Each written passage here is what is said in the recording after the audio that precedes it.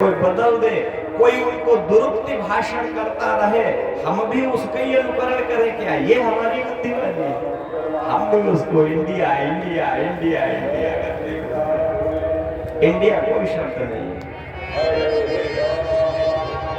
हमारे देश का नाम भारतवर्ष, भारतवर्ष। अब क्या हुआ? भारतवर्ष में भरत विराजमान है, राजगद्दी पर बैठे भैया। अच्छा, इनके जो है 100 पुत्रों में भरत बड़े हैं, इतना ध्यान रखना। अभी 99 भाई और हैं। लोग कहते हैं हमारे यहाँ जातिवाद फैला हुआ था, ये पुरानी व्यवस्था है। ब्राह्मण, क्षत्रिय, वैश्य और शूद्र चतुर्थ वर्ण के लोगों को हमारे यहाँ लोगों ने भ्रमित कर दिया कि तुम्हारे ऊपर ब्राह्मणों ने अत्याचार किया, तुम्हारे ऊपर क्षत्रियों ने अत्याचार किया। हम भी उसका उत्तर नहीं दे पा रहे, क्योंकि हम शास्त्र पढ़ते ही नहीं, हम ग्रंथ पढ़ते ही नहीं, हम भागवत कथा सुनते ही नहीं, हम तो नाच गाने में पड़े हुए। महाराज ऋषभ के 100 पुत्र हैं, उनमें से भैया 100 में 81 पुत्रों ने छात्र धर्म छोड़ करके ब्रह्मर्षि महर्षियों की शरण में जाकर के श्रोत्रिय ब्राह्मण वेद पढ़ करके 81 पुत्र ब्राह्मण हो गए। बोलिए गोविंद भगवान की जय। हाँ, ब्राह्मण हो गए। हमारे यहाँ कर्म की बात कही गई है। ऊतयः कर्म वासना, कर्म प्रधान विश्व करी रखा। हमारे यहाँ कर्म की प्रधानता कही। एक निष्ठ ब्राह्मण हो गए। अब भैया 100 में से 81 तो ब्राह्मण हो गए, अब कितने बचे? 100 में से 81 पुत्र जो थे वो श्रोत्रिय हो गए। अब कितने पुत्र बचे? 19 ही तो बचे। अब 19 में 9 पुत्रों ने क्या कहा? भगवान पिताजी आप हमें आज्ञा दे, हमको न राजपाट चाहिए, न धन संपत्ति चाहिए, न यश वैभव चाहिए, हमको तो भगवान की भक्ति करनी है। देखो, ये माता पिता हमारे भारतवर्ष के होते हैं। आज माता पिता क्या सोचते हैं कि मात पिता लगनी बुलावही, उधर भरई सोई धर्म सिखावही।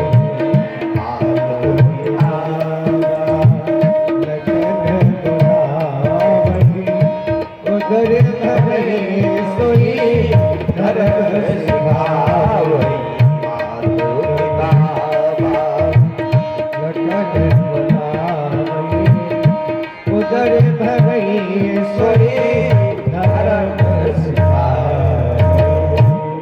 माता पिता बच्चों को क्या शिक्षा देते हैं? बच्चा, बेटा MBA कर लो, MTech कर लो, BTech कर लो, BMS कर लो, न कोई डिग्री करो, नर्सिंग की डिग्री कर लो, न नर्सिंग होम नौकरी लो कर लो। करो, पढ़ो लिखो। पढ़ाई का उद्देश्य क्या है? कैसे भैया नौकरी मिल जाए चपरासी लोग की। हाँ, पेट भरे। हम अपने पारिवारिक गुणों को नहीं सिखाते। पहले क्या था?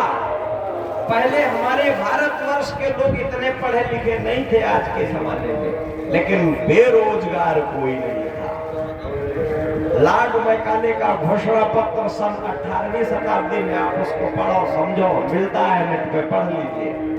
उसने लिखा भारत की जो है उस समय पर इकोनॉमी ऐसी थी कि जितनी इकोनॉमी पूरी दुनिया की नहीं थी, उतनी उससे जो है सर्वाधिक इकोनॉमी हमारी थी।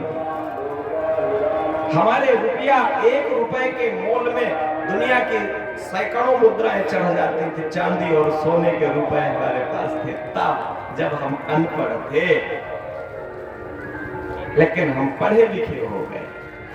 हम पढ़े लिखे जब हो गए, अपने व्यवसायों को हमने छोड़ दिया, किसानों ने कृषि कर्म छोड़ दिया, लकड़ी का काम करने वालों ने लकड़ी का काम छोड़ दिया, सब्जी का काम करने वालों ने सब्जी का काम छोड़ दिया, नाइयों ने अपना काम छोड़ दिया है, और दूध वाले लोगों ने, यादवों ने अपना काम छोड़ दिया। समस्त वर्गों ने अपना अपना काम छोड़ करके सारे इधर उधर दौड़ने लगे और सब एक साथ में हड़ताल हल्ला हल्ला करने लगे, बेरोजगारी जिंदाबाद, बेरोजगारी जिंदाबाद, बेरोजगारी जिंदाबाद।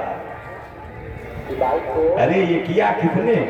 ये षड्यंत्र फैलाया गया, हम सब उसमें फंसते चले गए।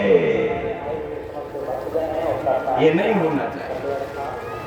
हमारे भगवान विष्णु के 9 पुत्रों ने कहा हम महात्मा हो जाएंगे। पिताजी बड़े खुश हुए, क्योंकि कहा है बाबा तुलसीदास ने, माता पिता वही धन्य है। कौन कौन धन्य है? पुत्रवती युवती जग सोई, रघुपति भगत जासु सुत होई। पुत्रवती युवती जग सोई, रघुपति भगत जासु सुत होई। और कहीं देखो, अगर रघुवीर का भगत नहीं हो पाता है, 2 पुत्रों का 4 पुत्र जन्म लिए और भगवान की भक्ति में नहीं लगे, तो न तरु बांझ बजी, न तरु बांझ बरी, बादी बियानी, न तरु बांझ बरी।